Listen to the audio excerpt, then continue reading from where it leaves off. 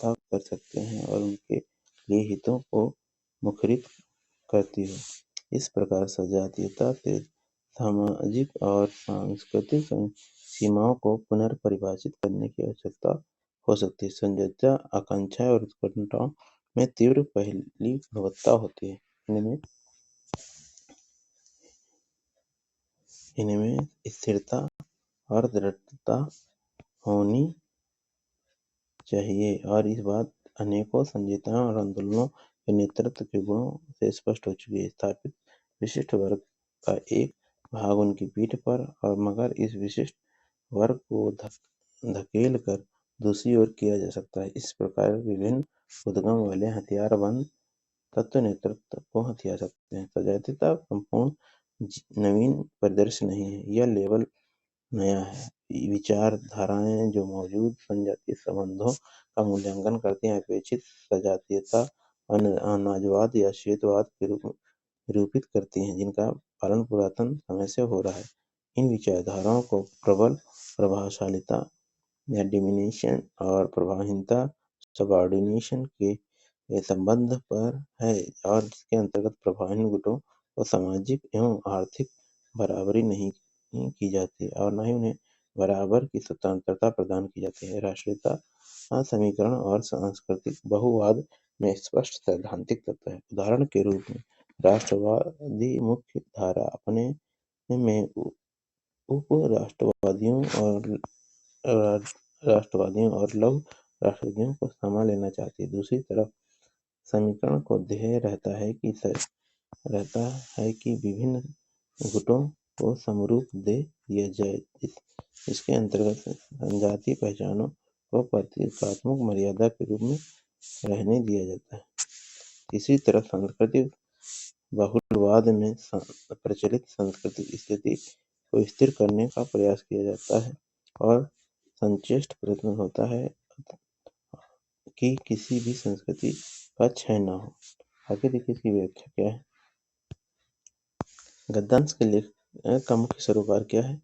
तो option number हमारा D, नव सजातीय परिदृश्य को समझना। गद्यांश में लेखक का मुख्य सरोकार नव सजातीय परिदृश्य को समझना है। आगे देखिए,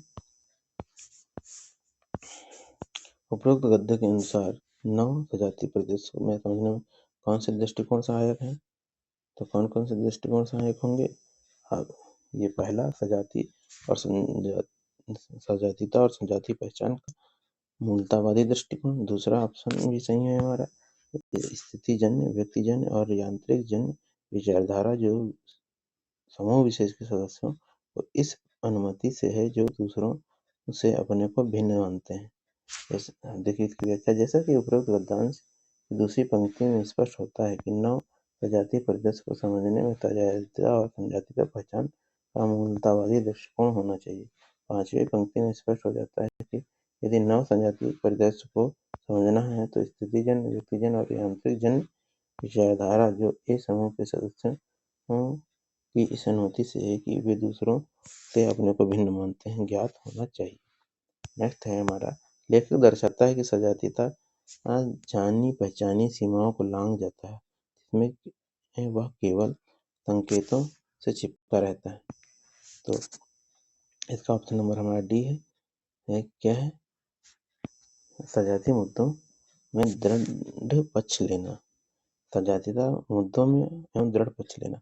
अब देखिए, जातीय विचारधाराएं किस प्रकार असमानता का प्रचार करने में सहायक होती हैं? तो ऑप्शन नंबर डी, प्रभावशीलता प्रभावहीनता संबंधों पर जिनके अंतर्गत सामाजिक आर्थिक समानता स्वतंत्रता को नकारा जाता है पर बल देने से।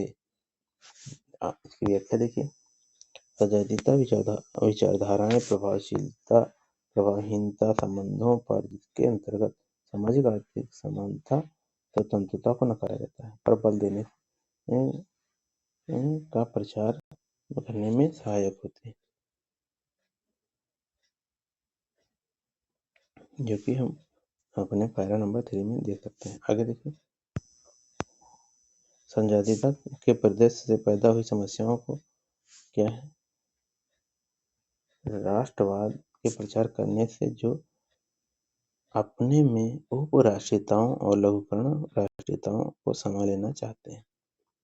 तो इसकी व्याख्या क्या है? संजातीयता के परिदृश्य से पैदा हुई समस्याओं को राष्ट्रवाद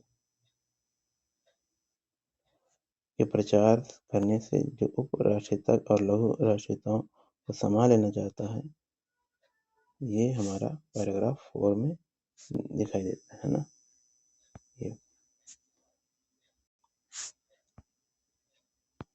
ये हमारा वीडियो कंप्लीट होता है समाजशास्त्र इस प्रश्न पत्र का। और ऐसे ही वीडियो पाने के लिए हमारे चैनल को सब्सक्राइब करें, ज़्यादा से ज़्यादा शेयर करें, वीडियो को लाइक करें। वीडियो देखने के लिए धन्यवाद।